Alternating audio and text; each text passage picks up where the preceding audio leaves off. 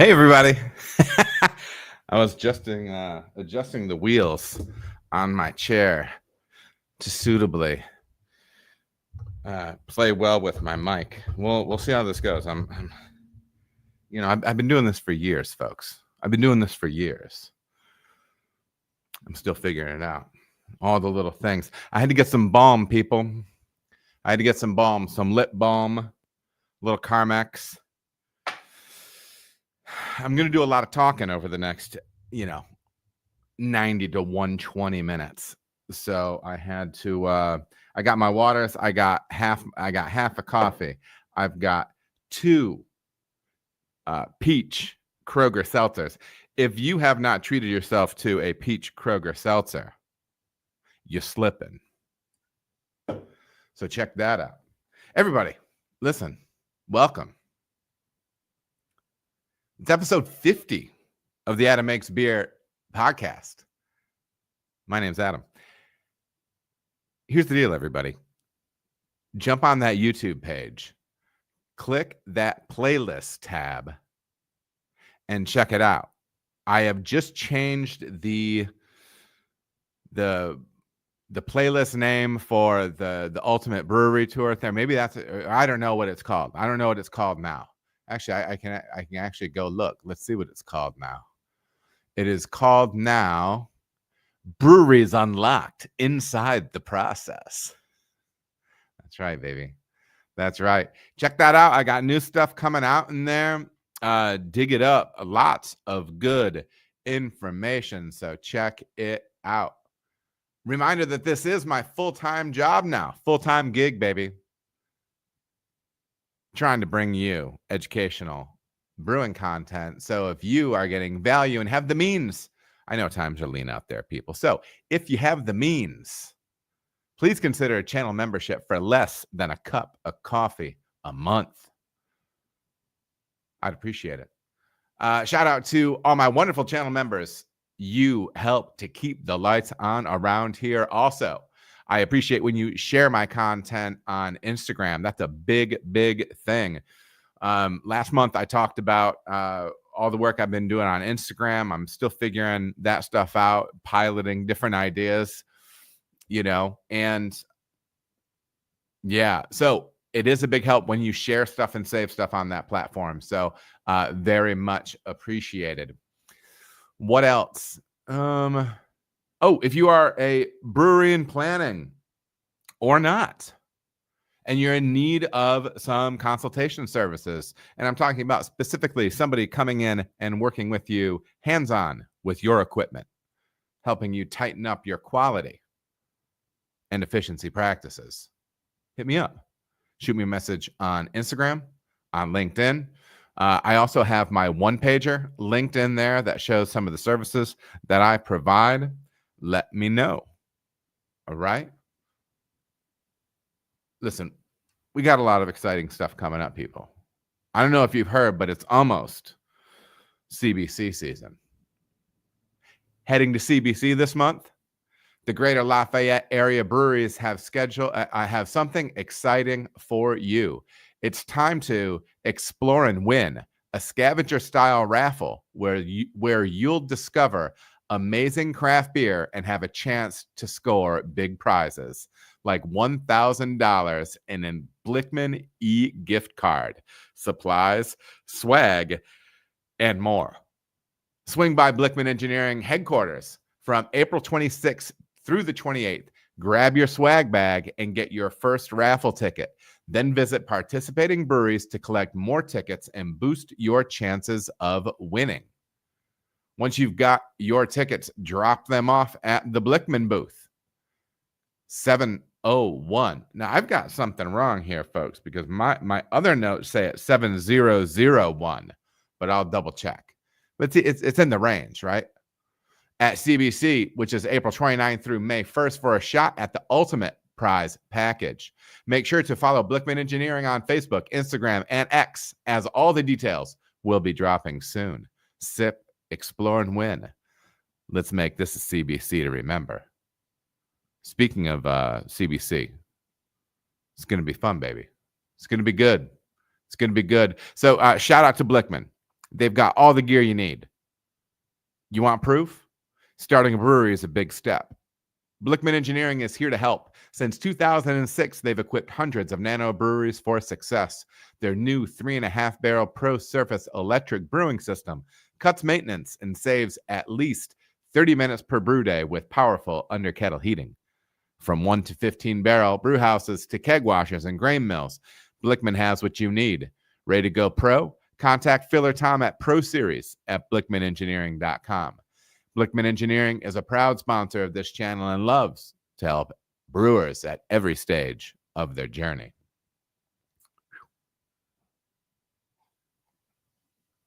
Little coffee. Welcome to everybody in the chat.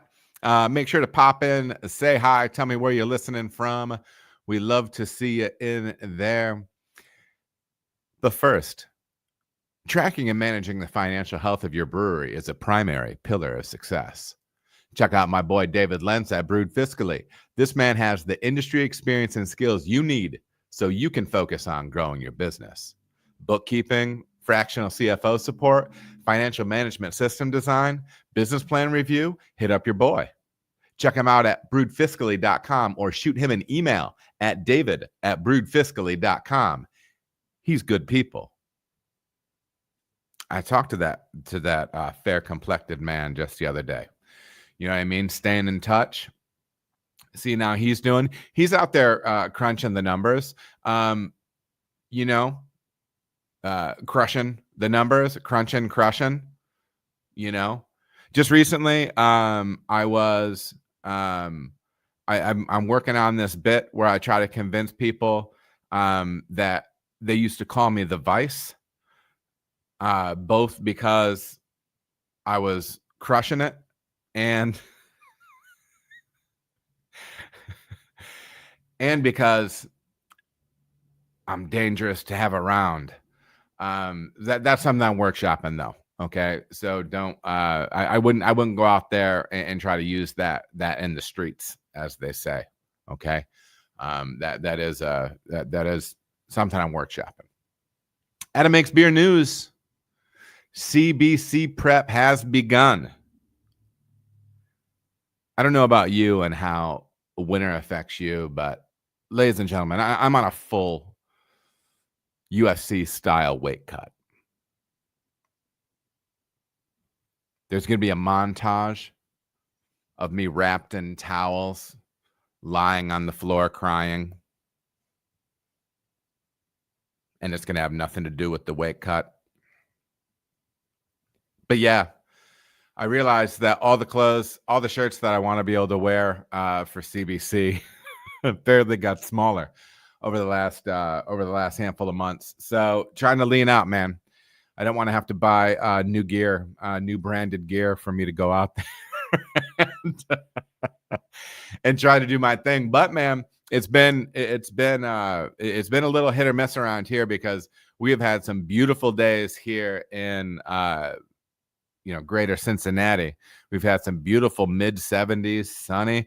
I've been ladies and gentlemen, I don't want to introduce impure thoughts, but sometimes on those days I get outside and it's shorts and nothing else, and I soak up the sun. You know what I mean? Goal of this summer by September, just bronze. You know what I mean? I will say on a serious note, I am somebody that, and I think we all are bugged by winter in some way, shape, or form. I think we all feel a little bit more energetic and ready to go when the weather is nicer, especially when we just come out of that season of cold, right? But for me, honestly, getting out and getting like sun on me is awesome, man. It's been such a huge blessing. But we are dipping back down again, and it hurts my feelings. I've got waffle shirt under flannel. Okay. And that does not say beginning of spring because it's dipping back down again. It's dipping back down, but it won't break me. It won't break me. I'm going to stay strong. But yeah, why getting going for CBC? I'm going to be working on a website. that will kind of connect things for the brand for me a little bit.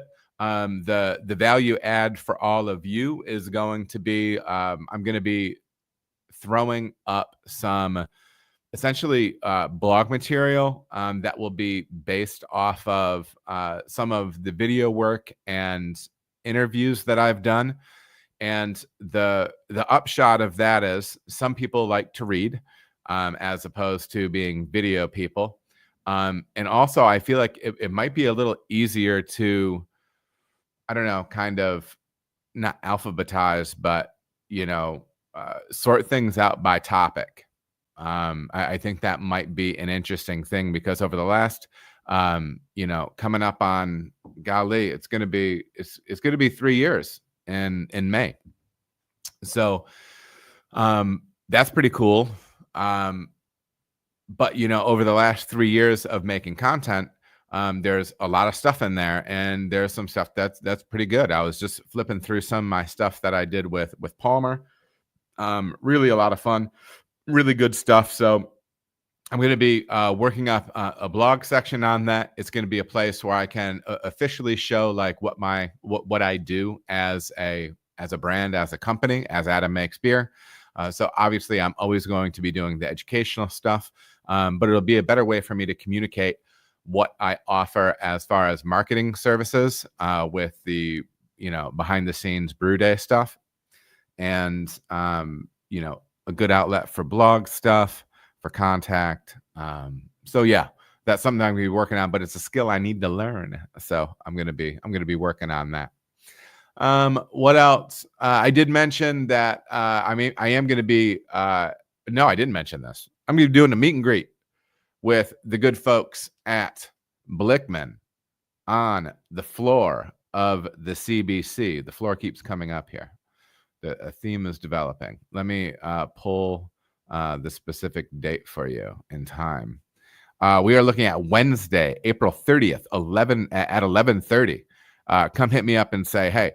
Also, no, I'm gonna be rolling around. The primary reason I'm going is to be interfacing with people, meeting listeners, talking beer, talking to potential sponsors, doing my thing. Right. So that's why I'm going is to see you all. So make sure if you see me, say what's good.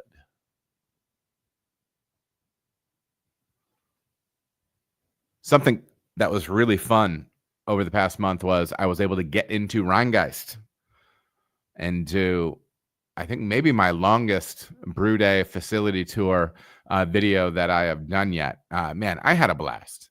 The fact that they took time to have, employees. They cleared their schedule and we hung out for a shift and we walked through the whole place, showed us everything. It is real brewer nerd stuff to get in there. I know a lot of us have not worked in places that big.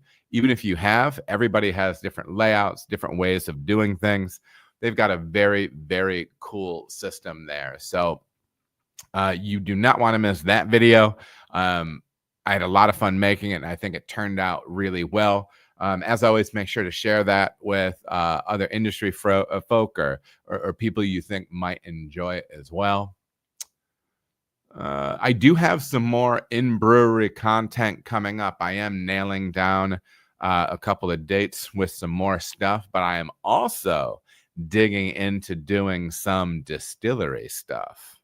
So this will all still be under Adam Makes Beer. But if you're interested in seeing Adam make other stuff like spirits, let me know. If you are attached to a distillery or have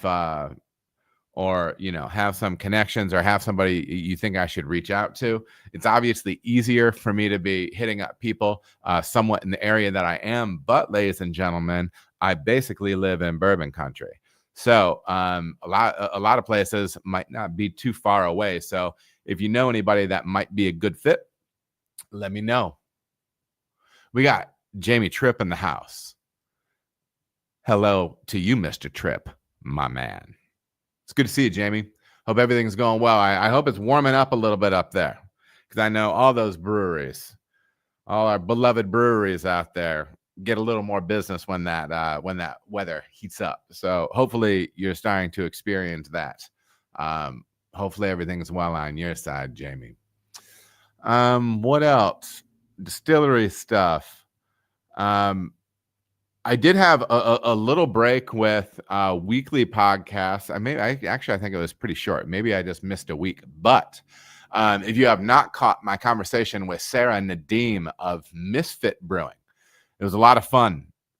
Really nice, smart woman. She's really interesting. It was one of the things that caught my attention when I looked at her Instagram profile.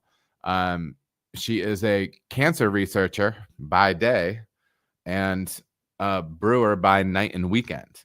Hustling, man. And so when I saw that, I'm like, well, this is interesting. I need to reach out. And so we communicated a little bit and then got her on the pod, and we talked about West Coast IPA and kind of bigger adjunct beers, bigger adjunct stouts. Really a fun conversation. And also shout out to her. Not everybody's comfortable jumping on, a live stream podcast and just talking.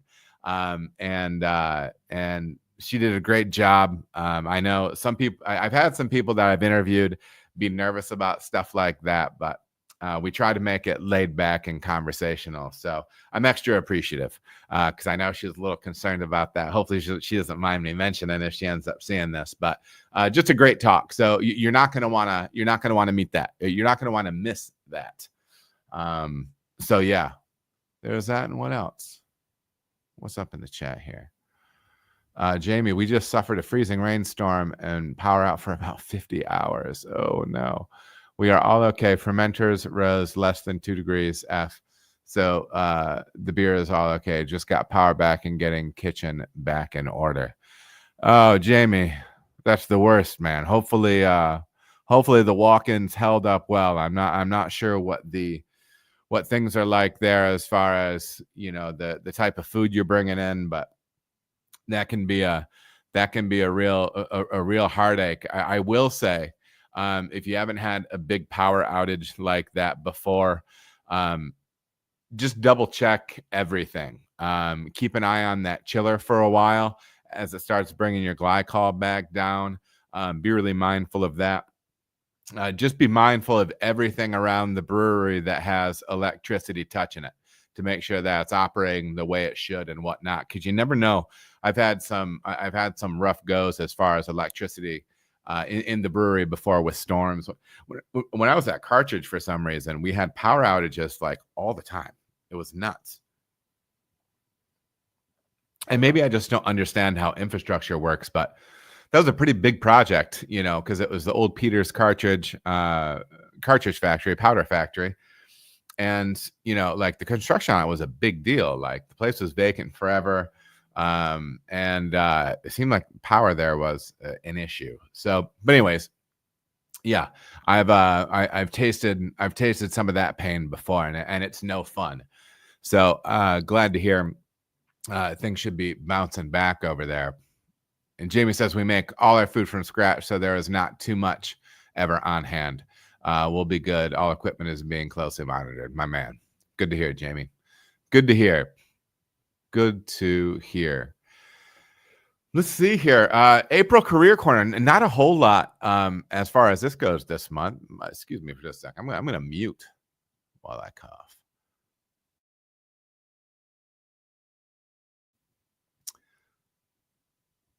Yeah, I had a little bit of time away. It was nice. I met up with some college buddies out in Annapolis. We stayed right downtown, just got a little Airbnb down there, real close to the waterfront, and just walked around, had a few drinks at a few different cool historical type bars around there, watched a good amount of basketball, and it was the first weekend of the March Madness tournament. So it was a lot of fun. It's always good. I'm very blessed to have those people in my life, those people that you can call and they'll always be there.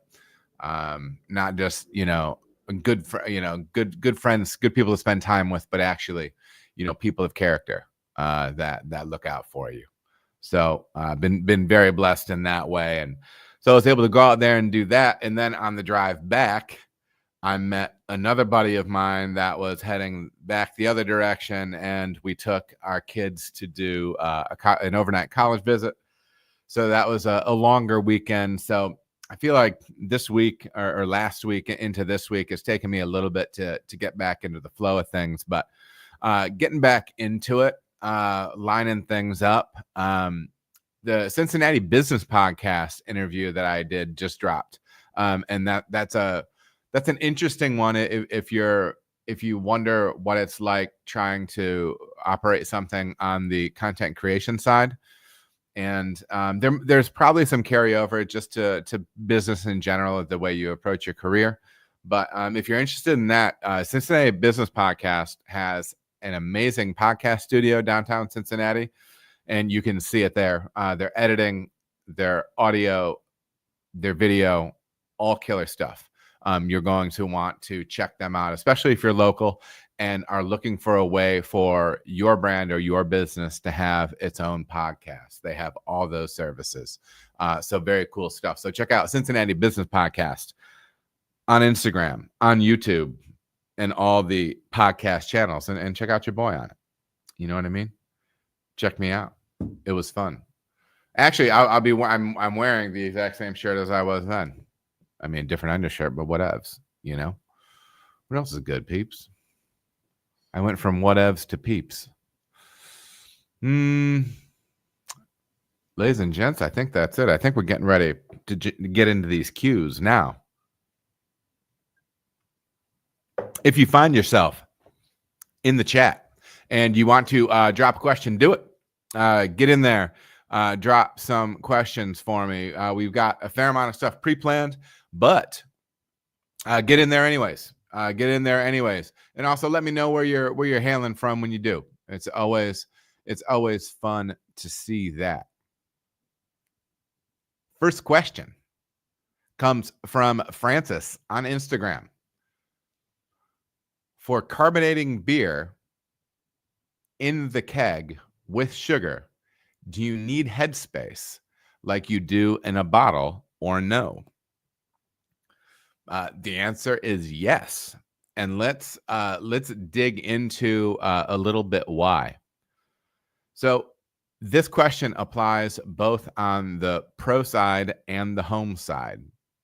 I do know there are plenty of folks on the pro side that do keg carbonation or keg conditioning of their beers. I think it's interesting, unique. Obviously, we can do this in the bottle as well, and this is clearly a pro side practice and a home side practice. And if you know me, you know I'm a little bit more nuts and bolts kind of guy. I might not be the guy that can break down all the science, but let's have kind of plain talk conversation about this. So when we're talking about keg or bottle conditioning a beer, and we're talking about adding sugar back to it, okay? Functionally, what we're doing is we're taking a beer that is not fully carbonated, putting it into a package. That beer has enough yeast in solution, or you are adding a carbonating yeast, a conditioning yeast to that package, and a specified amount of sugar to be consumed again by that yeast that is in solution. We know that when that yeast in solution is going to consume the now available sugar that has been added, it will re-ferment it, it will create CO2, and it will push that CO2 gas up into the headspace of the bottle and or keg. It's my understanding that this is a vital portion of that process. It helps to I've read some different things on this. I've read some stuff that says it helps guarantee consistency. To me, I still feel like the primary function of conditioning a beer like that, natural carbonation, comes down to the amount of fermentable sugar that is left in the wort, the amount you're adding to it is where you're ultimately going to end up going, allowing for the idea that the yeast is going to be able to consume and ferment out that sugar. But it's that fermentation that creates the additional pressure in that bottle or in that keg. And what is happening is as that headspace has more and more pressure go into it, it's forcing that liquid to take on CO2 so it can ultimately strike equilibrium between the headspace and the liquid. That's big picture of what's going on here. So you do want to have that headspace. How much you need, you can kind of see in bottles. You usually see like an inch and a half at the top of those bottles for things like that. On the keg side, I know that there's already some headspace built into those kegs. Those, if you fill a keg all the way to the top with liquid coming out the gas post of your filling valve, fill it all the way up, no foam, all liquid, you're putting more than the 15.5 gallons into that half barrel or whatever I think it's 15, maybe it's 15 and a half and change, but I think it's 15 and a half for a half barrel. So yeah, I mean, that's pretty much, that's pretty much the deal there. You do want that headspace. I do think there's some great resources on this stuff on the Milk the Funk wiki. So check it out.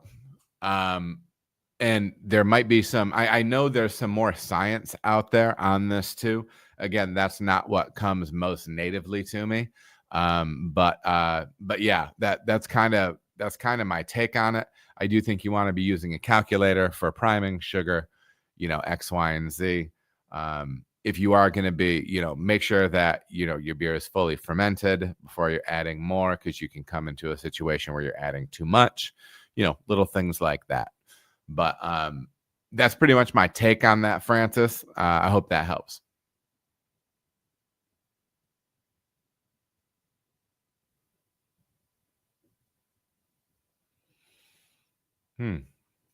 Great question. Hey, Goat. Coming from the Goat. Question coming from the Goat. Long-time listener, first-time commenter. Goat, welcome, man. Good to see you in here. Could bottle conditioning produce acetaldehyde, however you want to pronounce it? I don't notice the green apple taste when I sample the beer, but noticeable after bottle conditioning. I think that's a really interesting question. So let's talk about what that compound is.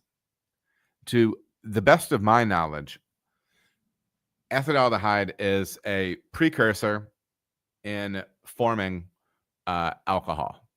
Okay. And so it's something that is going to be consumed. And then typically anything that is left over is reabsorbed by your happy, healthy pitch of yeast that is that you've pitched at this beer, right? And so if you're noticing it after bottle conditioning, I think that's interesting. It couldn't. Okay, so if it's not there and you're not missing it, because listen, we can miss stuff, right? I mean, that's common. We all have blind spots and whatnot, or could have possibly overlooked something. So if it is forming, I would say that maybe we have something going on in the bottle that we did not intend. My guess would be, I've not heard of acetaldehyde, green apple, explicitly coming from bottle conditioned beer. you could, as I'm just thinking here on the fly, I would be interested. I'm assuming you're now storing this beer in the refrigerator. I would be interested to see if you left some out longer, if that flavor tends to like get reabsorbed, if that's something going on that side, or if it's something that keeps happening, or something that gets more intense because maybe something that is going on in that bottle. I would have to, there's a lot of beer information out there. I would have to do a little bit of digging and research off the top of my head to be getting into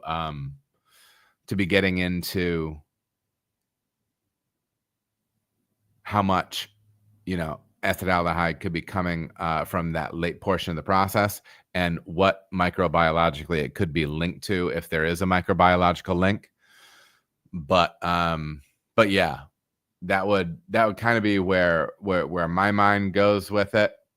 And yeah, that would be my take. I'd be interested to hear some feedback on this too. I'm going to do a little research.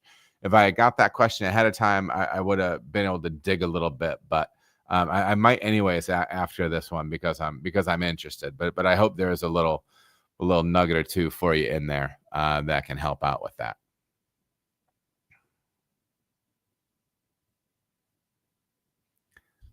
Next question is from Mad Viking on Instagram. Every brew day, I'm ending up with a higher pH at the end of boil than when I started.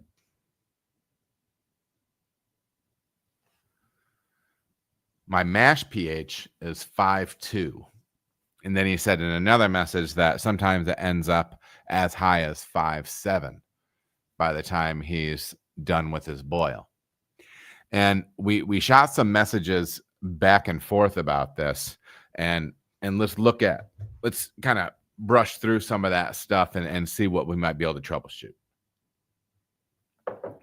Point one, you're going to want to make sure that your measurement equipment is accurate, calibrated, and in good working order. That's one. Two, you're going to want to make sure that the temperature of your samples is basically room temperature. A lot of them are calibrated to 60 F. Off the top of my head, I don't know what that is in C. But making sure you are making sure you have all those things in line, because otherwise you can be compromising the accuracy of your measurements. I do think through our conversation, he ended up saying that he was not testing final runnings of the mash or the kettle full pH. And I think those are some inputs that you want to have. I do think this highlights the importance of taking pH measurements at multiple portions of your process on the hot side. So that mash pH, those final runnings pH, your first runnings pH, last runnings, kettle full, stuff like that. Okay. And tracking it on the way in through to the finished beer as well. But that's where you want to be doing those things. Also, be mindful that as you add hops to that kettle, as you increase that hop load, you can be increasing the pH of that wort. And yeah, so that's kind of the way I would approach that. When you are seeing some unexpected things on the pH side, that would be kind of the checklist that I run down, and things to be mindful of as you go, especially on the hot side, if I didn't say that already. But anyways, Mad Viking, when you keep dialing in on that, okay, pick up on those, the kettle full, the final runnings, the first runnings, pH, all that stuff. And I think that'll help us cracking the code on your situation a little bit. All right. I appreciate the question.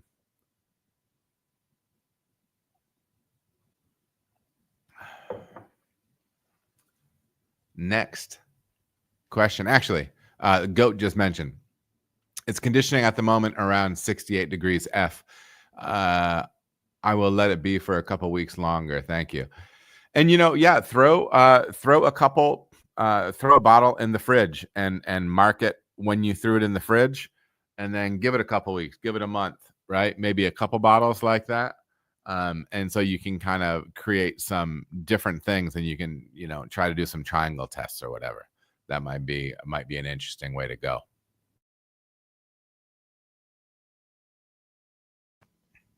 Nobody wants to hear me cough. Next question is from Rafiki on YouTube. Lallemand will be releasing a new product within a few weeks in the UK, so it might already be available elsewhere. This product binds sulfur, which then goes down like any sediment. Spoke to one of their reps at a conference in Liverpool just 2 weeks ago.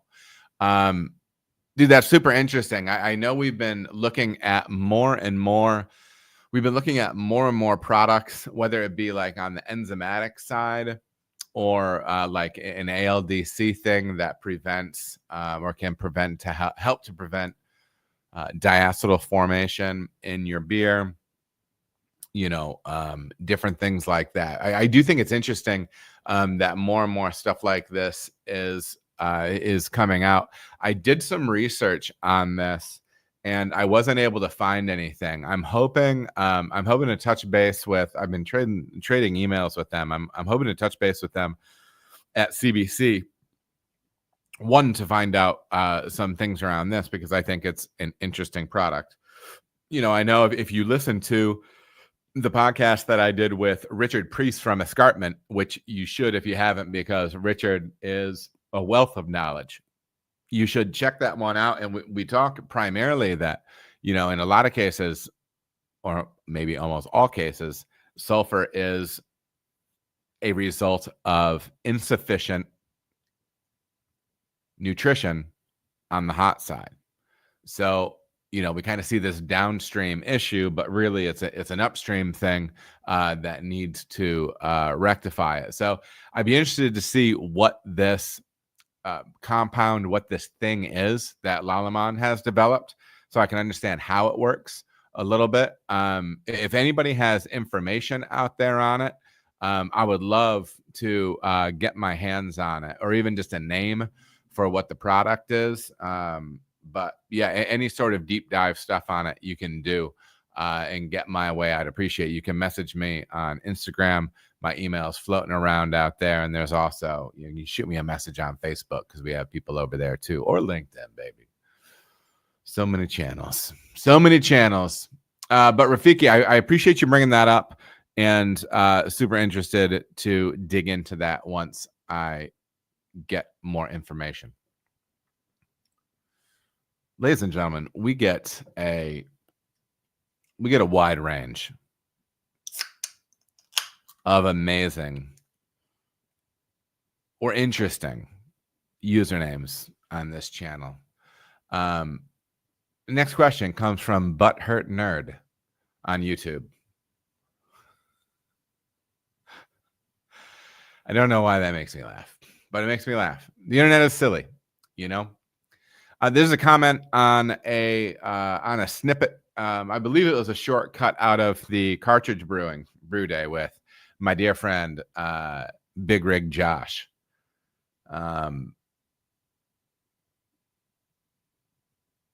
Question is he just looking to make the beer more full-bodied and enhance the malt character? What is the point of adding chloride as opposed to both calcium and chloride?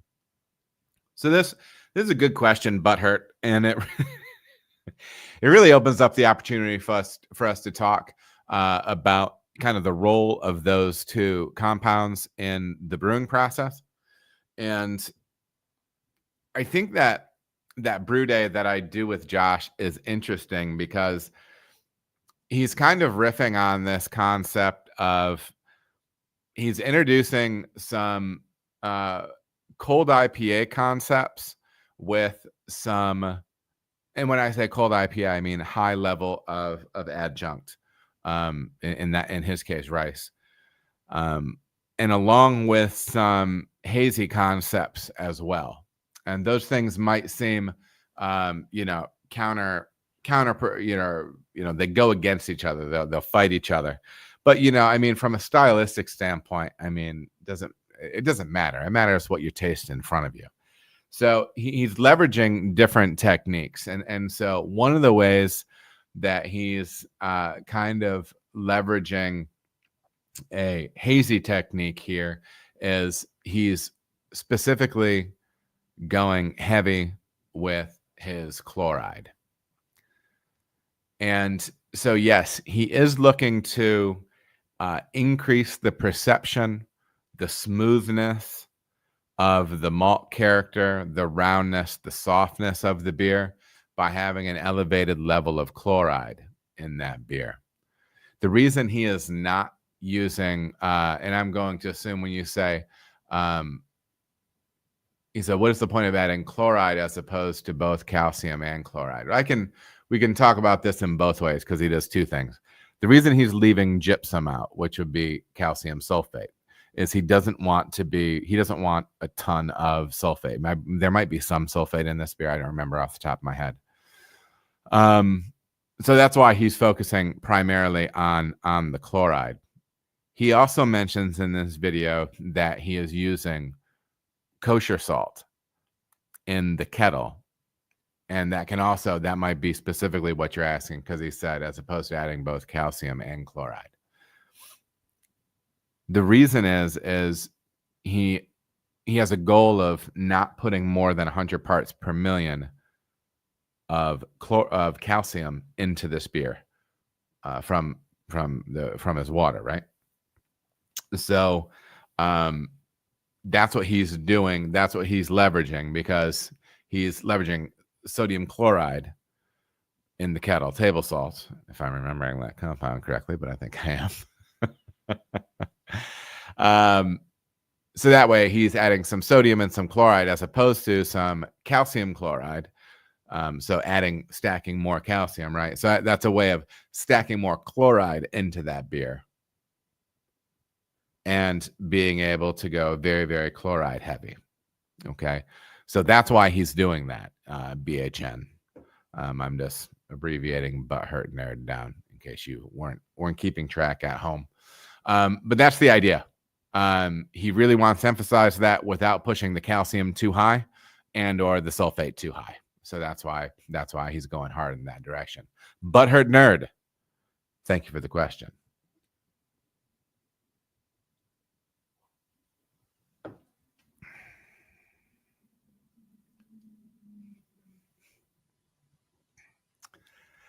Next question is from Kadar on YouTube. Hey there. Which IBU calculator are you using, Adam? Good question, Kadar. I went to school with a guy that we called Kadar. His last name was Cedar, but we called him Kadar. Kadar the Destroyer. Hope you're doing well, Kadar. I think it's been a while, man. It's been almost 30 years. Yeah, hope you're doing well. Kadar was a dude. He lifted a bunch of weights. Big and strong guy. You know what I mean? Big and strong guy. But Kadar wants to know which IBU calculator I am using. Good question.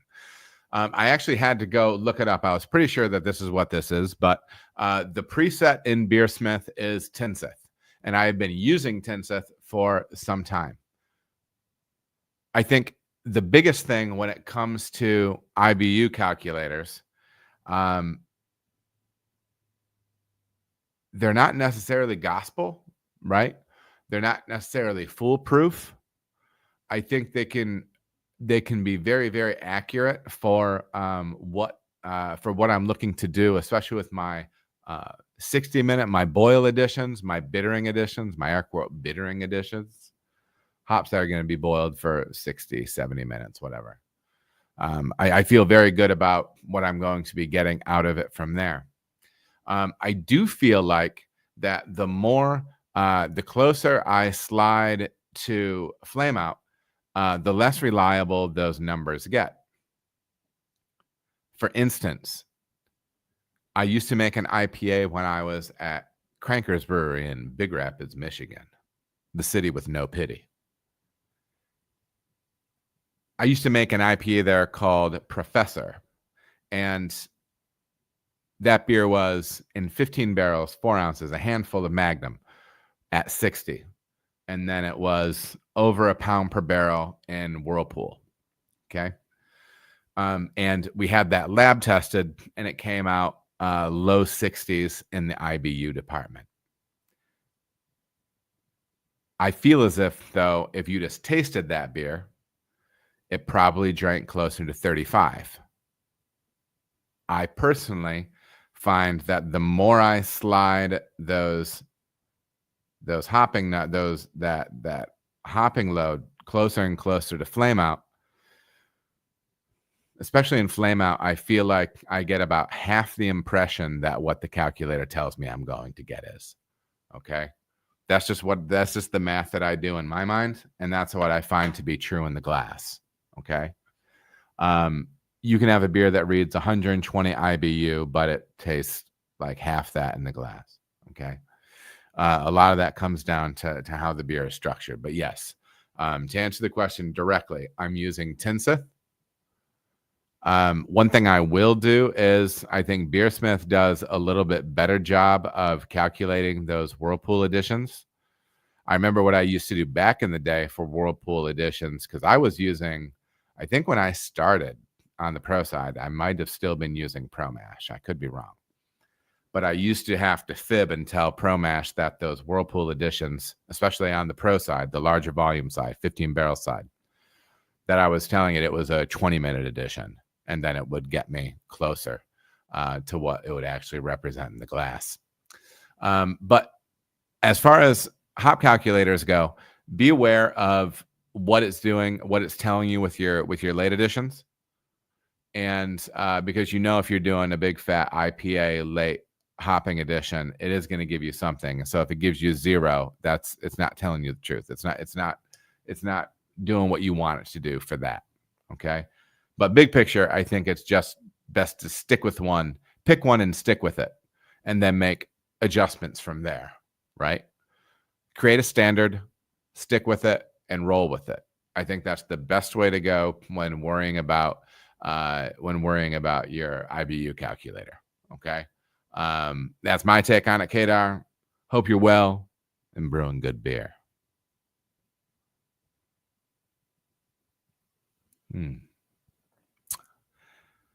Next question comes from Beercoy Nation. How many benefits can we assign to using a bright tank? Beercoy, I think that's a great question. We're going to, there's some crossover in language here a little bit. So let's just get this out of the way. Sometimes people use the term bright tank, serving tank, in an interchangeable fashion. But generally when I'm talking about a bright tank, I'm talking about a vessel after the fermenter, typically that is not conical shaped, typically that is dish bottomed, typically has a standpipe maybe. And I am putting a beer in there that I am maybe going to fine or that I'm going to filter. I'm going to filter into that so I can package off of it, or maybe I fine in this vessel or condition in this vessel and then transfer to a serving tank that you would just pour all that beer out for the pub like that. Different ways like that. But in a lot of times you'll see people talk about a bright tank as something, a vessel that you are going to potentially be clarifying in, or at least putting clear beer into. You're going to be completing the carbonation for the beer in that tank, and you're probably packaging and or serving out of it. Okay. So your question for me is, how many benefits can we assign to using a bright tank? So a bright tank, packaging vessel. Packaging vessel is definitely one of the benefits. It does give you a tank post FV that you can dial in your carb, your clarity, and do some conditioning and then get into packaging. I think that's one. Obviously, every time you add a tank to your cellar, you're increasing capacity, right? Because if you are just going from bright to bright or doing, just going FV to FV or unitanking, something like that, all with cylindrical conical fermenters, that kind of is what it is. You're tying up things on that side. There's nothing wrong with that. But a bright tank can be nice for increasing capacity, freeing up an FV to be able to brew into again. And yeah, it's just another vessel to be able to do that with, really. I do like that many of them will have a standpipe. I think that's really helpful. Sometimes that standpipe is in the bottom of the tank, and it's actually a leg that sticks up above some level of the dish of it. And so you can have sediment settle into the dish portion. You can pull off from above it. Another way that you can do that as well is you can get a racking arm for, I'm assuming you're looking at an 1.5 inch or 2 inch port on the side of your tank. You can get a racking arm that has a smaller diameter racking arm that goes inside of it, just like in your fermenter, and you can lower that down and until you kind of hit your sediment if you are going to be doing fining or clarification in that vessel. So that would be another function, or that would be another way to accomplish the same thing as having a standpipe. But yeah. That is the thing. It gives you the opportunity to have some of that sediment removal if you're doing that as well in that tank. So yeah, that's kind of my take on it. I'm trying to think off the top if there's anything else I would add in there, Beer Corn. I don't know. I think that's it. Good to see you in here again. Hope everything is going well on your side, and follow up with some more clarifying stuff in here if I didn't touch on what you thought I might have to offer on the subject. Appreciate seeing you in there.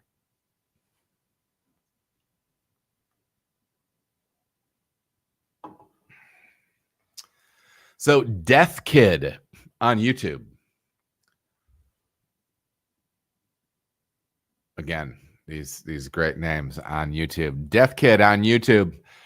This was amazing. This is in reference to the Rheingeist Brewery Tour / Truth IPA Brew Day. It was great, man. It was amazing. And I'm not saying it because I made the video. They went out of their way, man. It was awesome. It was so cool for them to open up like they did, let me in and show people all that stuff. Big shout out to Cole over at Rheingeist and the folks in the video, but just on a personal level, Cole was the first pro brewer that I knew down here in Cincinnati, and he has always gone out of his way to help me out. When I got down here, I didn't have a local network.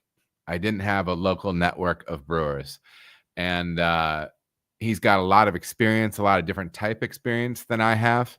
And so even just to have like a sounding board with something, or even how he opened up that brewery to me to let me do a video like that, in no way, shape, or form.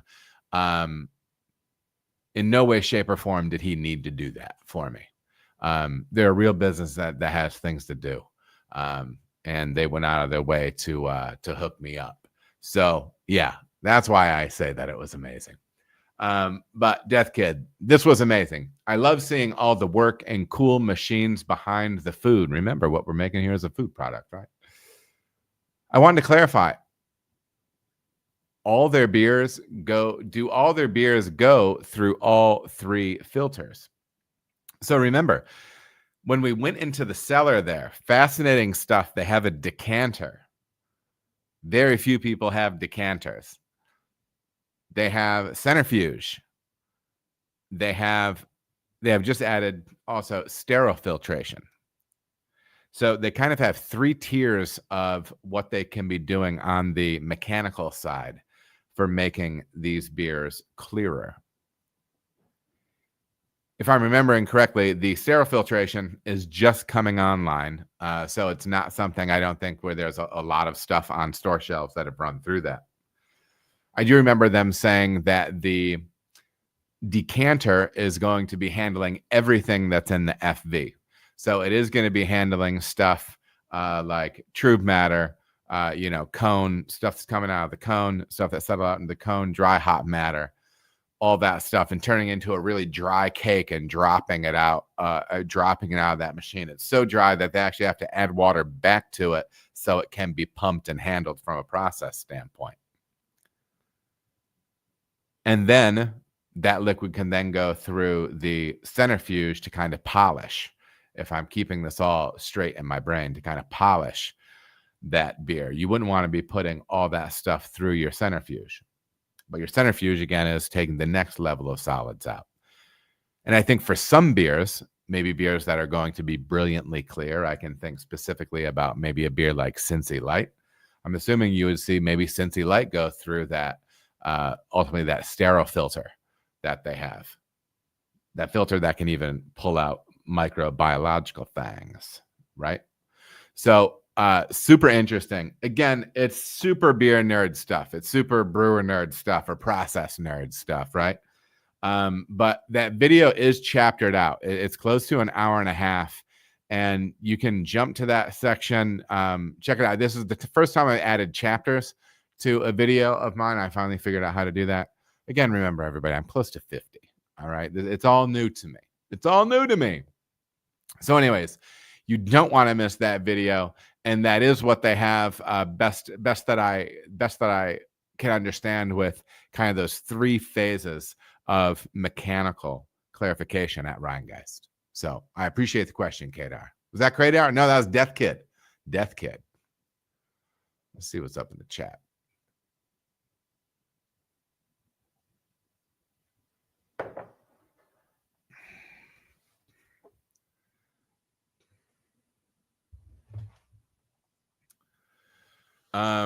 Beercoy said it was very cool. The following day or two after the release of that video, I did the tour at Goose Island. They had 2 centrifuges. Yes, that's interesting. That's interesting. Next question is from Showrorin. Hello, I am listening to your live stream in Japan. Which do you like? New England IPA with the old school dry hopping, or with the recent dry hopping, like adding hops in fermentation? So Shiroro, thank you so much for the question, and welcome from Japan. That's awesome. That always, again, I sound like a dork every time I say it, but that stuff always blows me away. So we're kind of just talking about dry hopping approaches with New England style IPA. There's a couple things that I think you want to look out for. Remember, when we are brewing New England style IPA, we do want that beer to be hazy. And the reason that haze is in play is there's a few things. But one of the things happening is that there is haze that is acting as a carrier for hop flavor and aroma, for hop oils. Okay. So sometimes it's not just that we just don't want a yeast slurry in there, right? But we are actually talking about a hop haze with things like this, at least on some level. When we have this conversation between old school dry hopping and then the more recent dry hopping, like adding hops during fermentation, there's some really interesting research that was done by what yeast lab? It's the one with the budding yeast cell, Omega. and Dr. Laura. I can't remember her last name off the top of my head. Not Dr. Laura, like the radio or Fox News person. I don't remember. But yeah, not like the conservative talk show host, Dr. Laura. And maybe her name's not Dr. Laura at all, but she is from Omega. Super smart lady. And she was making the rounds a whole ton on the podcast circuit, talking about haze and permanent haze, or more permanent haze in hazy IPA. I think that what they show is the more you'd use fermentation or mid fermentation dry hops or active fermentation dry hop, you can be getting some of the biotransformation that people are looking for with that, changing the impression of some of those hop compounds into something potentially a little bit more fruity. But you also run a danger with making those beers clearer. I think they said is once you start getting into like day 7 of fermentation with typical hazy IPA yeast strains, that's when you can hit those beers and not be impacting beer clarity or haze stability. But I would really jump on the Omega Yeast website and look at haze stability. I know they have a bunch of blog posts and things like that. You should really dig into that because it's very, very interesting. I am a proponent of doing very large dry hops. I think, unless you're getting really remarkable hops or, you're using a lot of, really great advanced products or whatever, I do think you probably need to be getting into at least the 3 to 4 pound per barrel range for that and kind of rousing those hops. And maybe dealing with a little bit of hop creep if it comes at you. But yeah, it's pretty interesting. It's pretty interesting. I would dig into that content, but in my mind, that's my preferred approach. Is I don't like the active fermentation dry hop. I prefer later in the process. What's his name? Scott Janish is doing his dry hopping for his hazies cold, like very cold. He's down into the 30 degrees F, 32, 33 degrees F. He's very cold, maybe 35 degrees, but I know he's hella cold way down there. Okay. But yeah, that's my take on it, man. Thank you so much for tuning in from Japan.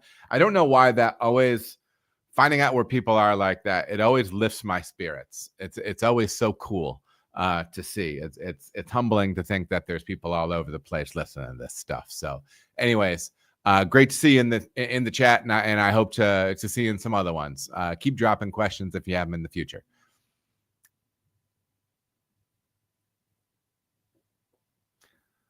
There's a question from I'm a Brewery, and I do have your question coming up. I'm a Brewery, and I might just hit it up directly after this one because I know you're in the chat. Regarding haze, have you ever used a fermentous product called Spring Blanche? Deactivated yeast cells that do not flocculate, so they cause haze. I have not. And I would rather try to achieve it through other ends. I do understand that sometimes people just want that physical haze. And maybe that can kind of be like, a save for something. But that doesn't sound ideal to me. But I see how somebody might be interested in using it in a pinch in case something didn't go their way. I would have to dig into it. I don't know if it's something that can be done like on the cold side or has to be done on the hot side or whatever. That's interesting. I will check it out. But jumping forward to since we're on the topic of I'm a Brewery. Let's scroll, man. Dude, you went from the last on the list to the middle of the list, man, just because I saw that name in there. Next question comes from I'm a Brewery on Instagram. Hey, Adam, I have a question regarding carbonation in a unitank. Carbstone is above the cone, so bubbles will be driven upward. How does this affect the product, and what considerations should be taken into account? For example, should a longer period under pressure be held, or can you proceed to packaging within 48 hours of head pressure being reached? Thank you in advance. So my take on this is when we talk unitank, we're typically talking a cylinder conical fermenter that has a carbstone that is built into it from the beginning, right? So you ferment, you crash cool, you crash cool, you probably, I mean, you're going to need to be, I'm assuming, getting that sediment out of the bottom of the tank, yeast, hops, you know, kind of cone shaving that thing down.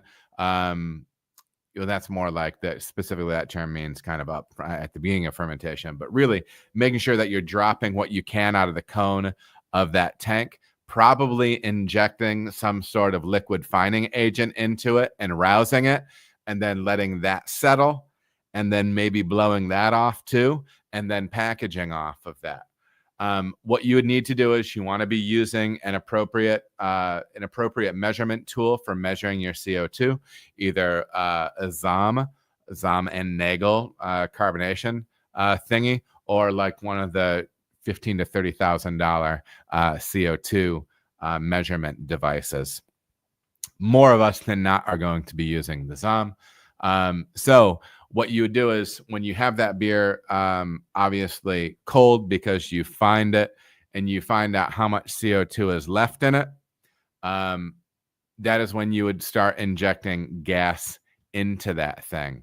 Again, I do think you want to try to, in my mind, it would be nice to get your carbonation dialed in before maybe you do your fining, because then you're not going to be creating agitation in the tank. And also, I know there's going to be sediment that settled on that carbstone as well. And so you'd be blowing that up in the air.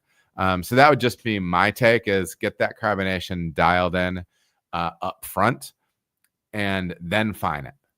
Obviously, you want to be going from doing it in a closed way, having a clean and sanitized secondary vessel that is also purged, that you can add the fining material to, and then inject that into the tank, and then circulate the tank or rouse the tank. I think that would be the best way to go. So yeah, I mean, that would be my preferred way. And I will say, as far as adding carbonation to whether it be a bright or a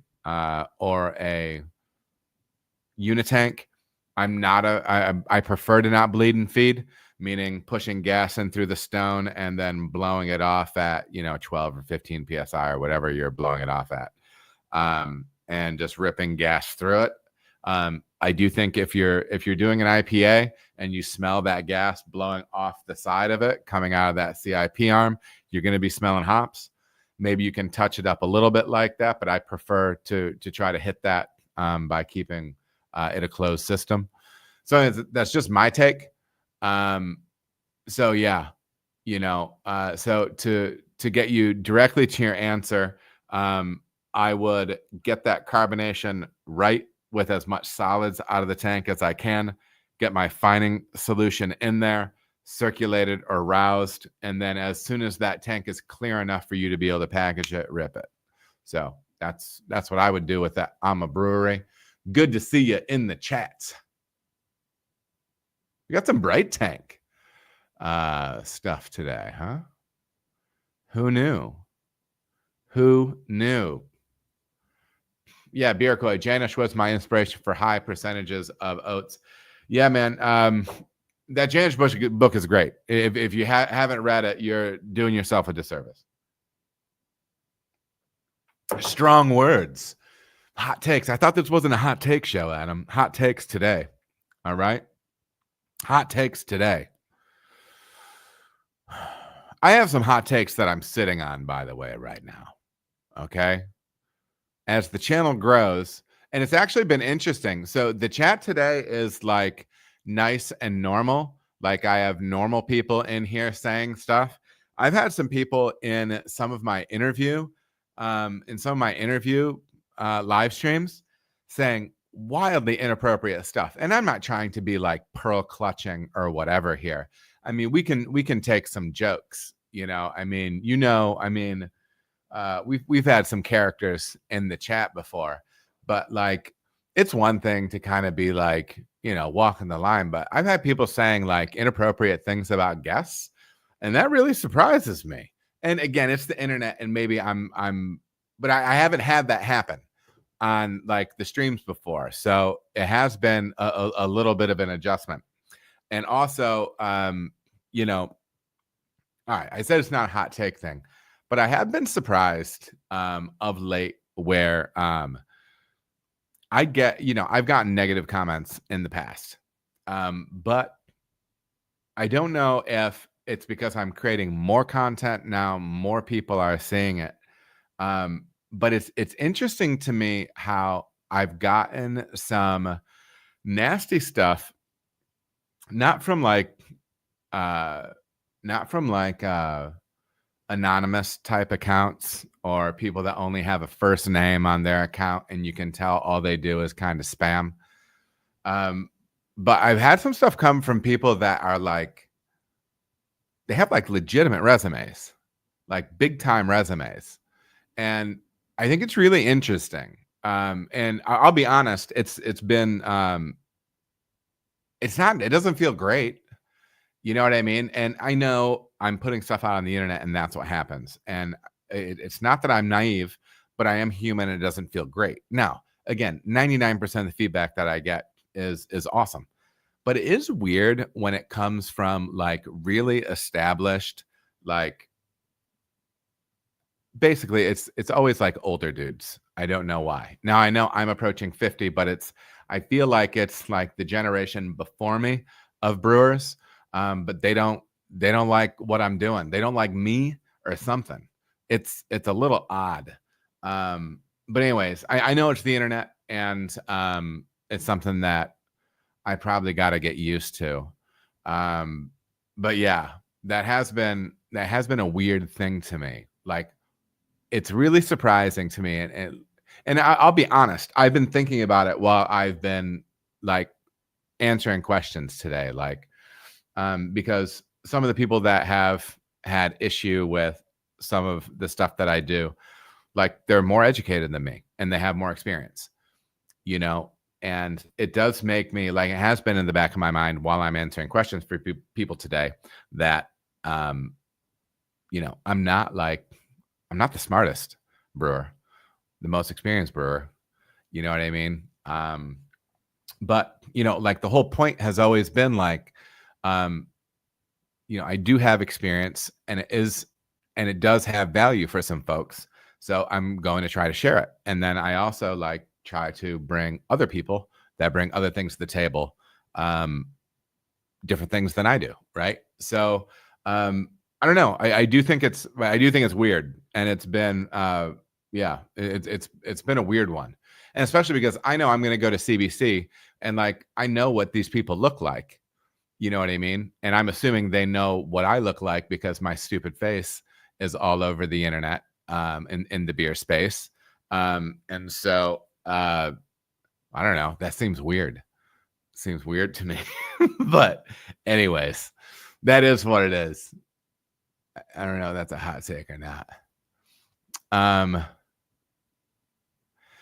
Beer koi, that happens in every trade. When you are good at something, there are many that are fearful of those or are threatened by it. It's a huge part of the dynamic of apprenticeships, and I don't know, like I try not to like take shots at different things, but like in my mind, the reality is I think all education is going this direction, right? Like it's going to be on some level public and or free, right? So I don't know, I don't know. I don't know why people get mad, but I think you're right. I think you're right. And again, like I don't know at all. I'm just try my best. I know I have some experience and, trying to, whatever. So anyways, I mean, obviously it is what it is. Yes. Next question is from Vlad Squared. Sorry for the side rants. I just find it odd. And I am a sensitive dude.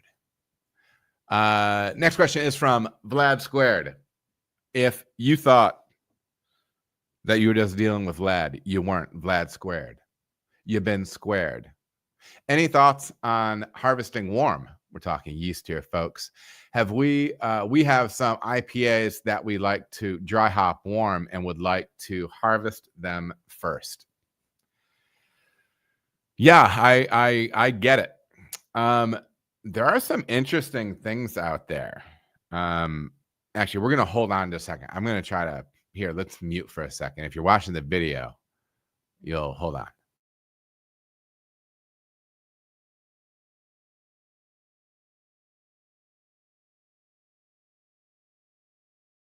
I'm trying to save you from the nose blow, folks. I appreciate it. I don't want to expose you to that. If you're watching, if you're just catching the raw video, you had to witness it. So my apologies.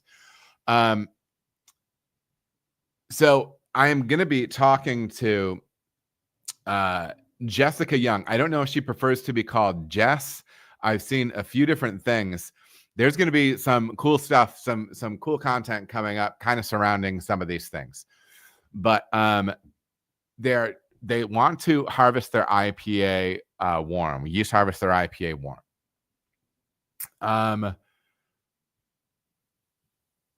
There's going to be some pluses and minuses that you run into with this. On some level, this isn't going to be the exact same thing, but like if you're harvesting that slurry is going to be thinner and you're going to be pulling more beer. There's also the likelihood that you're going to be pulling some beer, some yeast that are a little bit more active, right, and ready to roll. That might still be in solution or toward the top of that cake, depending on where you're harvesting from. That could mean that you're going to have really good viability and a quick restart on that subsequent fermentation. However, we need to dip into, typically why we are cooling off those beers. And specifically didn't say crash on this, right? Because it's kind of foreshadowing. Okay. I'm a storyteller. All right. So a little foreshadowing here. I'm not saying crashing, but making that beer cooler. When you cool that wort, you can hit temperatures where obviously that yeast is going to start flocking out, where you are also going to be dropping more solids out of solution, out of that liquid, right? And as a consequence, you are going to get a denser slurry. So more yeast, less beer. There's something to that. That's a good thing. There's a lot of good things about that. It'll be easier to harvest, easier to count. All right.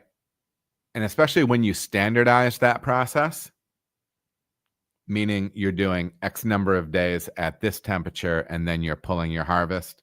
If you don't have some of the fanciest lab equipment, you can kind of get by at least creating some standardization from the practice standpoint and then going from there. But I would ask you to consider, and international listeners, get ready to be excited, consider a soft crash depending on your yeast strain of anywhere from 58 to 63 F or 14.4 to 17.2 C. What? Celsius, baby. Celsius. I'm bringing the heat for you. Okay? I'm bringing the heat for you. That's going to help to facilitate the flocking of that yeast. Each yeast strain is going to respond to it differently. So now The higher end of that range that I suggested, and maybe it's a little warm to be able to get flocking, but depending on your yeast strain, maybe 62, 63, 64 might get you in a situation where that yeast starts dropping. So this concept of the soft crash, right? This concept of the soft crash. So your fermentation would be complete. You're doing your soft crash. And you can dry hop from there. Now, I have been places where we do soft crash, dry hop, and then we set the temperature gauge, the temp probe, back up to standard fermentation temperature. So if you're at 68 or 20 C or whatever that is, or 70 F, and you can just kind of put that on hold or let that free rise back up to that temp. You could get into a situation where you got your yeast off of there and you're still getting it on the warmer side and allowing it to roll back up again to your fermentation temperature.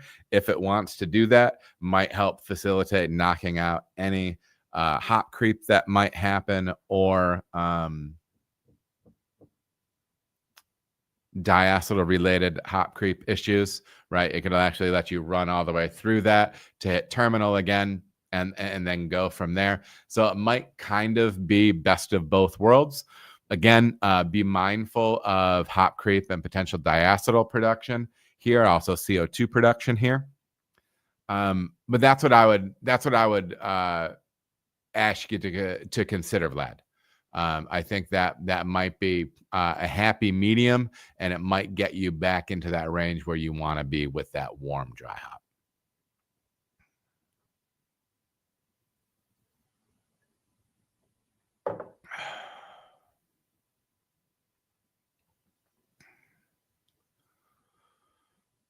Francis, is this it? Yeah. Hey, and we're going to have another great one. And Francis, I'm so glad you wrote in today or the other day. This comes from Francis on YouTube. Hi.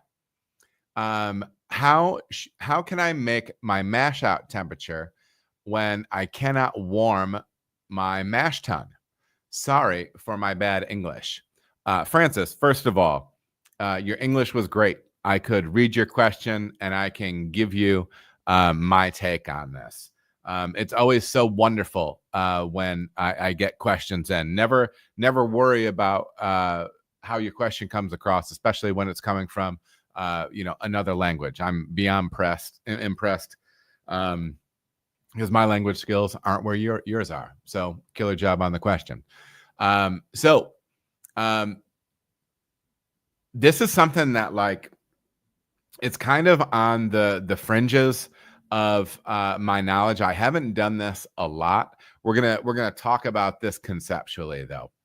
There is in different brewing. There's different brewing resources for like mash temperature adjustment tools where you can give the volume of the mash, the temperature of the mash, and the amount of hot water you would need at different temperatures, hot water at different temperatures you would need to add to that mash, okay, in order to make your next step. So first of all, mash out is saying we're in the saccharification range. We're going to jump it up into the high high 160s, low 170s to kind of denature the enzymatic activity. The C off the top of my head is not coming to me, so I apologize. So yeah, you can jump in, like for instance, I use Beersmith. And there are different calculators out there, and they have an official mash adjust tool. That's the tab that you can hit there, and you can put your inputs in there. My experience with this stuff is it tends to be trial and error with dialing this in perfectly. Okay, I've worked at places that have a fully automated decoction system, and you can still overshoot temperatures, undershoot temperatures. It's there's a lot that goes into it. Okay. So there is going to be a trial and error element to this. But conceptually, what you're going to want to be doing is potentially starting with a thicker mash, right? And hitting whatever you want your saccharification temperature to be, doing that rest, and then you're probably going to have to heat up more strike water to add back to that mash in order to get that, 20-degree raise, maybe, depending on where you're at. And again, we're talking Fahrenheit here. So that's really what you'll want to be doing. I would keep in mind, though, that if you are introducing that volume of water is, you're also going to want to treat that volume of water, at least from an acid standpoint, from a pH standpoint, if you had to manage your pH. Well, you want the pH of that water to be basically what the pH of your mash is, right? So that'll probably have to come down. And then you're also going to want to make sure that everything is balancing out on the calcium chloride and, the water chemistry side too. Okay. But it probably will be some trial and error. I will say this. I feel like if you're in a standard single infusion scenario, getting up to mash out is not going to be the difference between making good and bad beer. You might be able to squeeze some more sugar out of that mash, but you might be able to achieve that too with, the same thing by bumping up your sparge temperature within reason, of course, not going too high with that.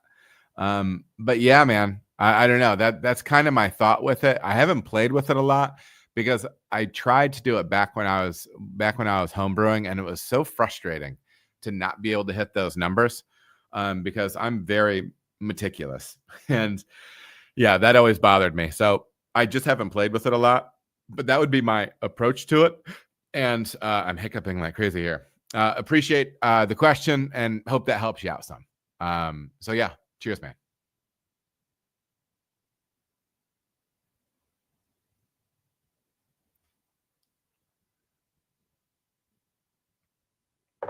Okay, so this is actually going to be an example of something. This isn't in the exact form that it's going to come to, but I did mention before that I am going to be working on a website as kind of like a landing spot for like my overall Adam Makes Beer brand. And one of the like value adds of the website is going to be kind of a cataloged educational blog. And this is going to kind of be one of the instances of this where I am going to be I have all this video content that I've done, and I'm going to be pulling transcripts from that and kind of having them cleaned up on the AI side, and then being able to publish those things in a little bit more of like a library type form, so it'd be easier for you to find information.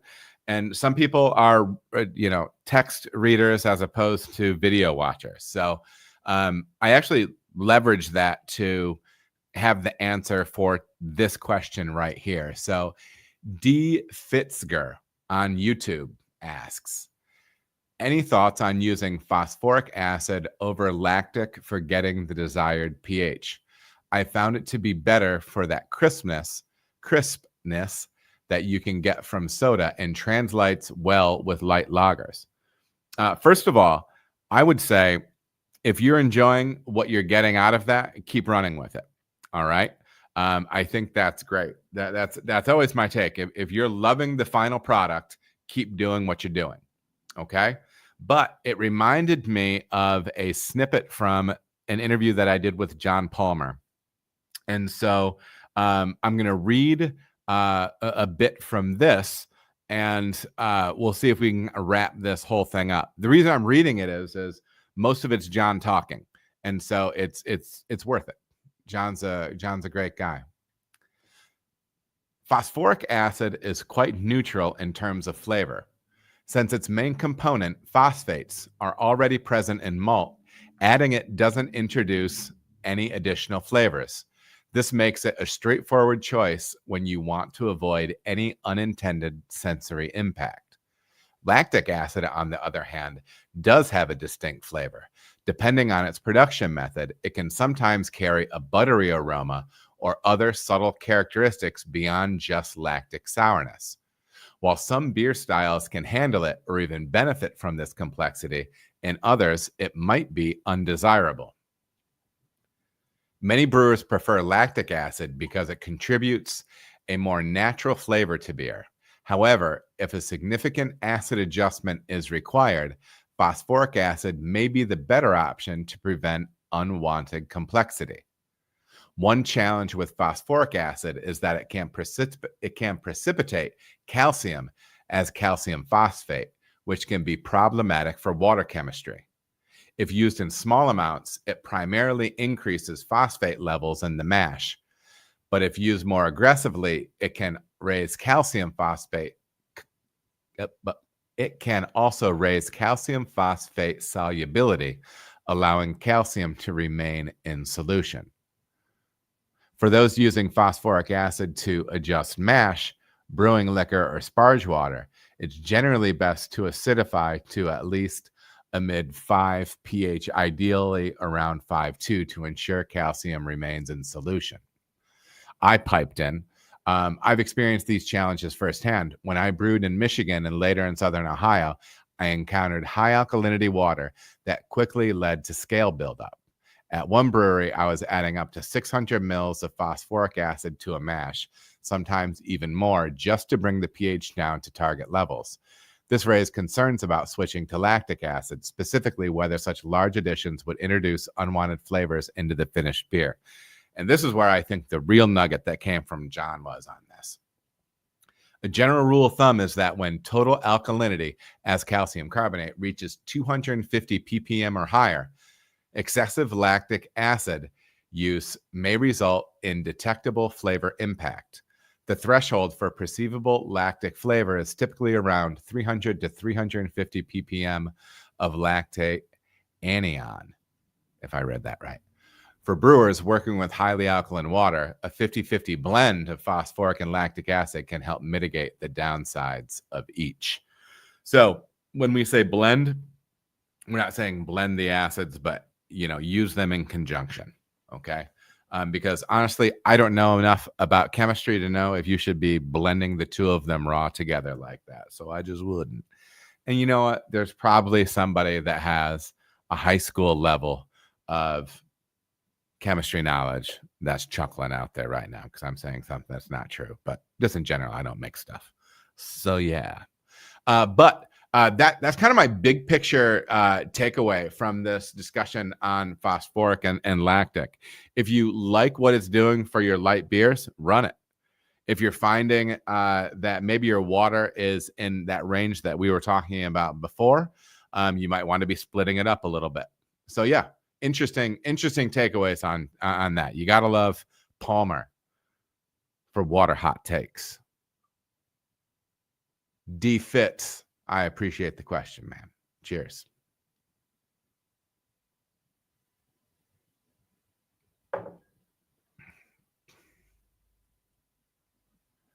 Next question is from Steven on YouTube.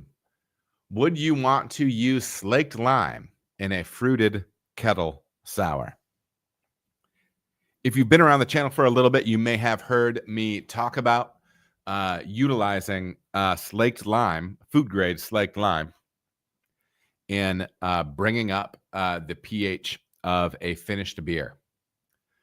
And this comment comes off of one of those videos. So in a nutshell, I have taken a pastry stout that I fruited with a lot of real fruit, and the pH dropped really low and it lost like all its pizzazz. And so I wanted to push the pH back up again. And so I talked with Julian Trago from Beechwood Brewing, and he gave me tips on how much slaked lime to use. Use PPE. Be careful. A lot goes a long way. But anyways, you can go back and check out that video. So that's kind of a nutshell what we are talking about right there. But from a flavor, from like a recipe standpoint, that's how we're leveraging that. We're using that to leverage pH back up. But you're asking me about slake lime and a fruited kettle sour. You know, I think a lot of kettle sours that the majority of people like to drink, not necessarily beer nerds, people like high residual sweetness, and they like fruit flavor and puree and stuff, right? It's sweet, it's good. People like the taste of it. Maybe a bunch of brewers hate it, all right? But you are leaning on, a lot of times, very aggressive acidity that is being balanced out by very aggressive sweetness, okay? So if you're in that situation, pushing up the pH of your beer would kind of be counterproductive. If you got something that was like too sour, maybe playing around with it like in a smaller dosed amount, like not hitting the whole tank with it. But maybe I could see that. But yeah, I'm not completely sure. I will say, bigger picture, you know, big concept wise, most people are making dense, sweet, very tart beers that they're jamming those two things together. So to push the pH up would not help. Do my eyes deceive me? My heart is a flutter. Is it possible we have the triumphant return of Channel All-Star, September and June? Channel member, by the way, OG from back in the day, just like my boy Jamie Tripp at the top of the show. 2 OG Adam Makes Beer channel members. If you do have the $2.99 a month and want to support me, jump on your laptop, desktop, my webpage or the YouTube page, because that's on mobile. It can be dumb apparently, but hit join on there, man. Send your boy some love. I appreciate it. September, good to see you in the chat. Word to your mother, homeboy. Right back at you. September and June. I love it, man. Good to see you in there. I miss you, buddy. Next question comes from Scotty on YouTube. Hey, Adam, why do you drop the temp to 14 degrees C or 57 F before you dry hop? Cheers, Scotty. We're going to have a little overlap here today, folks, but let's see what my notes have to say. The reason I do that, Scotty, is it allows me to harvest yeast more fully and to drop the cone of the FV of yeast and trub. If I'm going to be rousing the dry hop, either with CO2 or with a pump, it prevents me from blowing around a bunch of yeast and trub around the tank, okay?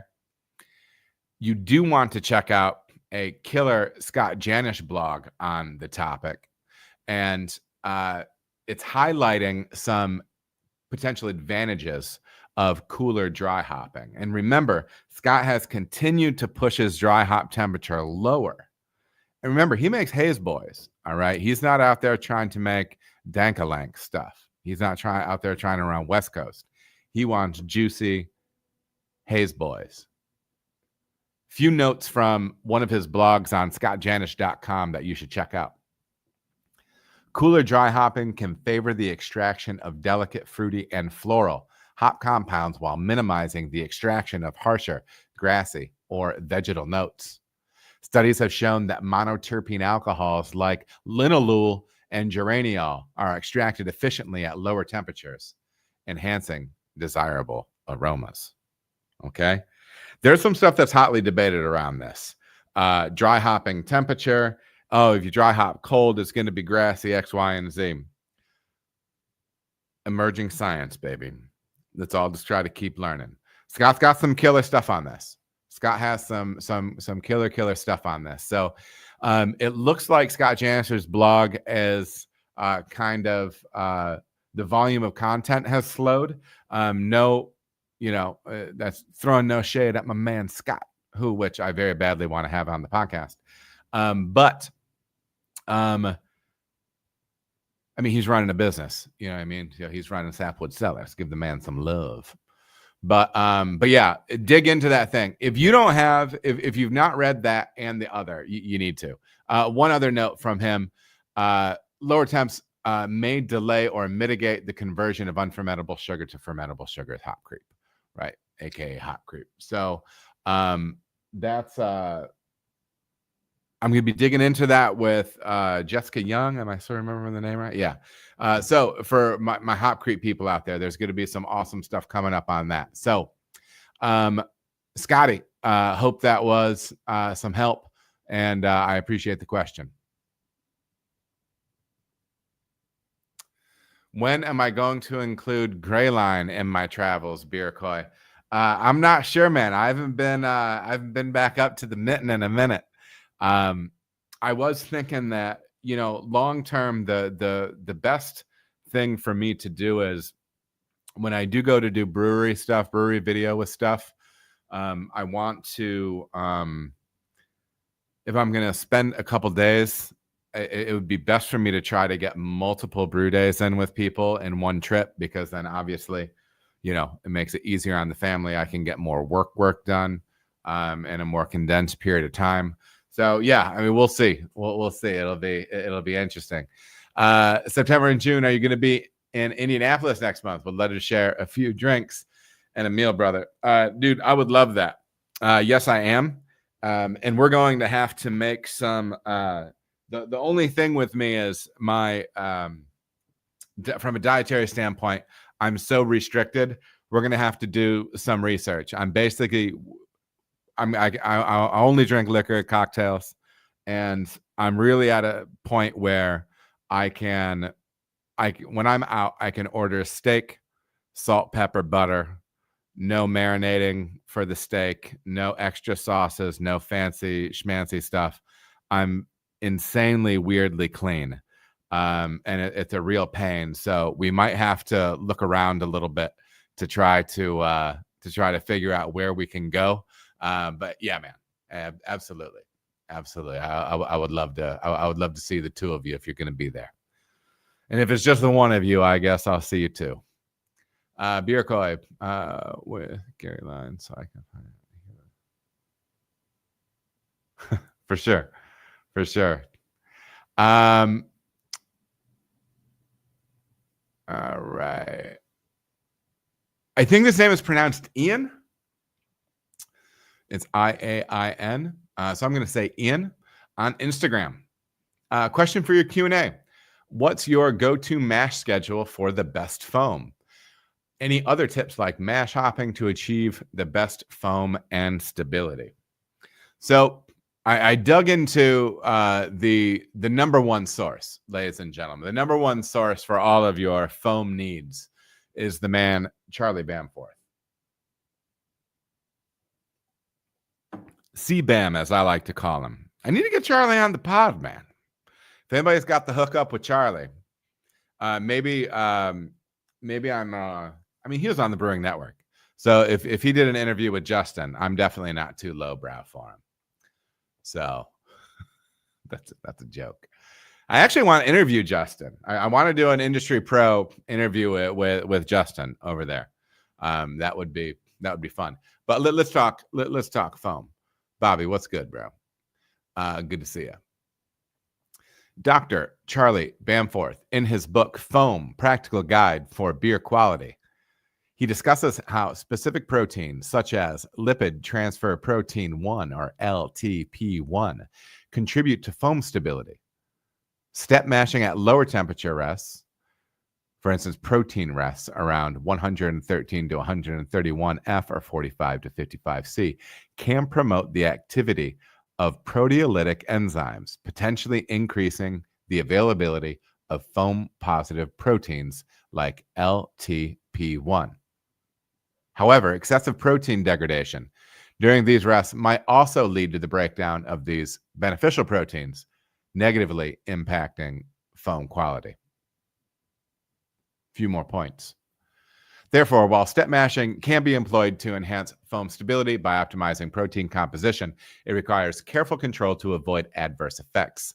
BAM4 suggests that for most brewers using modern malts, a well-executed single-step infusion mash at an appropriate temperature is typically sufficient to achieve good foam stability. He's going to be talking about downstream practices when you dip into this stuff. He's going to be talking about handling wort gently. Yes, hops are foam positive. Okay, so higher hopping rates, sometimes that can be beneficial as well. Appropriately CIP'd and handled equipment, tanks, transfer lines. Gentle carbonation practices like spunding. Gentle cold side transfers, right? Not beating up that beer, not beating it up. Okay. All these things play a role. And I am going to say one of the things on this, and here's one more hot take. You didn't think there were going to be any hot takes in today's episode, but there is. I think it's a bad look when us as pros take shots at home brewers. Okay. Sometimes I have comments where people take shots at something they feel like someone's a home brewer question. Big picture, like, especially when now we're in an industry where, like, maybe everybody isn't as excited about us as we used to be as pro brewers. I don't know. Maybe let's let that one go. I don't know. But anyways, the reason it clicked in my mind was it was in reference to something about a protein rest, and somebody had something negative to say about homebrewers. But anyways, I think in a lot of ways homebrewers help to pay our bills. So let's ease up on that stuff. Anyhow, that's pretty much my rundown on some foam positive things that you can be doing, Ian. A lot of that stuff comes from the great and powerful Charlie Bamforth. So definitely look up for anything that Charlie has to say on that stuff. He is the man. And listen to it in audio because do audio if you can, because his voice is a treat.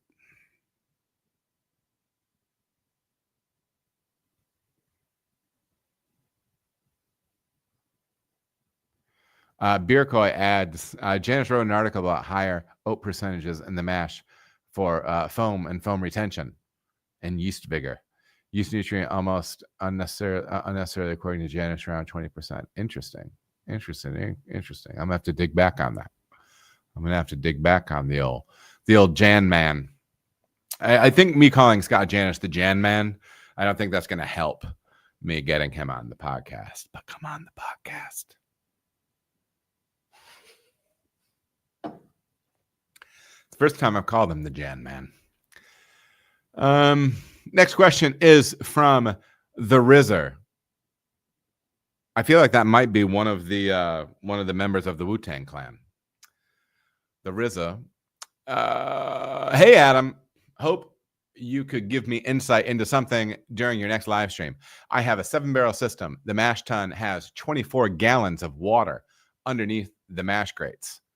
We often do half batches, 3.5 barrels. We've noticed that when we do half batches, our efficiency plummets. Do you think it has something to do with a greater percentage of the mash water being under the grate and not in direct contact with the grain?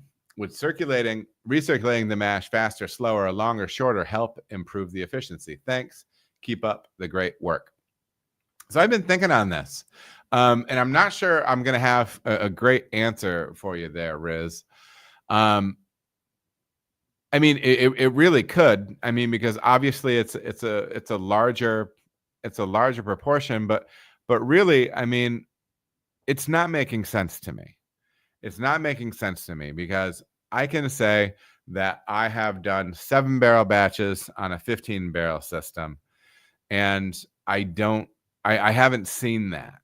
Okay, I haven't seen that because your mass should all be the same, right? That water should be factored in. That should all be factored into your foundation water should all be factored into your metrics for hitting your mash thickness, mash temperature, and the like. Okay. One thing that I wonder is, are you hitting the same temperatures, the temperatures you expect? Because maybe throwing less of a thermal load at that mash tun, you're actually getting some temperature drop, or it's not achieving the temperature you expect. I'm just spitballing here, man. Also, obviously grain bed depth is a thing. I'm not sure if you're dealing with rakes or not, but maybe there could be some lack of uniformity in the grain bed.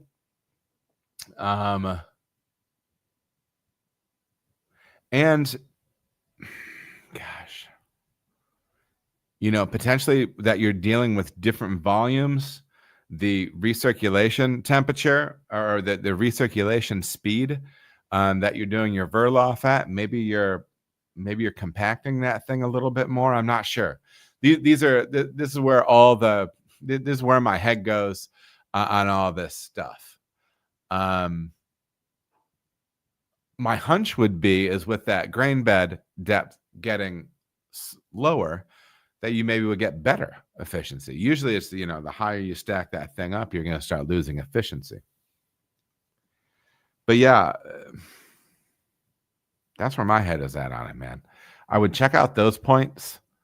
Yeah, maybe I can try to do some more digging on that as well. But that's what I got on it. Keep me in the loop. Hit me up with more info as you go, man. Okay. Appreciate the question. It's good to see you in there again, Rizza. Cheers. Let's see here. Yeah, maybe channeling, as Bierkoy says. Yeah, absolutely. That was kind of what I should have said channeling, but that was the right word when we're kind of talking about compaction or things getting compacted and having some bad runoff somewhere. Definitely Bierkoy for sure. Next question and last question, because we're close to a 2-hour live stream, folks. We haven't had a 2-hour one in a minute. Man, you guys be getting tired of me. Next question is from Fairly Local Home Brewery on Instagram.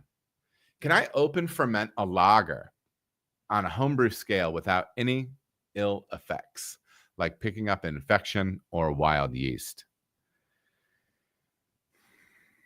I am no open fermentation expert. I have been adjacent to some people that have done open fermentation. I don't know all of the ins and outs of it. My understanding, and I could be wrong, is that there is a need for kind of a clean room, appropriate ventilation of that room, all sorts of things like that. If you're talking about from an experimental standpoint, that's fine. I get what you're saying. You're just interested in trying it or finding out what the expression would be with that yeast. But I would have concerns along multiple levels. One, as you said, from a microbiological standpoint, I would be concerned. Two, from an oxygen standpoint, I would be concerned. I'm always worried about oxygen, and I know you're going to be blowing off CO2 and things like that. But I think there's a lot of real lack of control on the homebrew side, and even in most pro side stuff, in order to do something like this, yeah, I don't know, man. That seems it seems like a risky one to me. It seems like a risky one to me. And Bobby F said maybe you could try covering an opening with cheesecloth soaked in star sand. That might be a way to go. That might be an option. and kind of get multiple layers to it too. Yeah, I would be mindful of the fact that though, when that fermentation starts to flag, when you're going to be stop producing CO2 coming out of solution in a situation where you would have like an airlock, I'd want to be getting something in that. Okay. So you're not going to start mixing as you stop pushing CO2 out of solution. You're not going to start mixing atmosphere because remember, those environments want to reach equilibrium, right? So yeah. And then and you did say and cover it up midway. Yeah, I think that would be my hunch on it. That would make me break out from a a control standpoint. I would really struggle with that. But if you're really interested from that standpoint, I think that might be a good way to do it. I think Bobby has a good idea. And then when that fermentation starts winding down, make sure to get that thing plugged up with an airlock of some sort. So I'd be interested to see how it turns out for you. Yeah, keep me in the loop. Keep me in the loop. Well, ladies and gentlemen, remember, keep an eye out for new podcasts coming up all the time. There's going to be new stuff coming up. I always appreciate your support with all this stuff, liking, sharing, all that stuff. And also having the guts to ask a question. It's not always easy to admit that we have questions, right? So I think that's very cool. Hopefully everybody's doing well out there. For all of my people on the pro side, that we're going to be getting some warmer weather. Hopefully that heats up your patios and you sell a bunch of pints. I know things are hard out there these days. I was talking to some friends of mine and industry folks, and you know how it is. So keep your chin up, keep working hard, and be good to your people. And I'll see you next time. Have a great day, everybody. Cheers.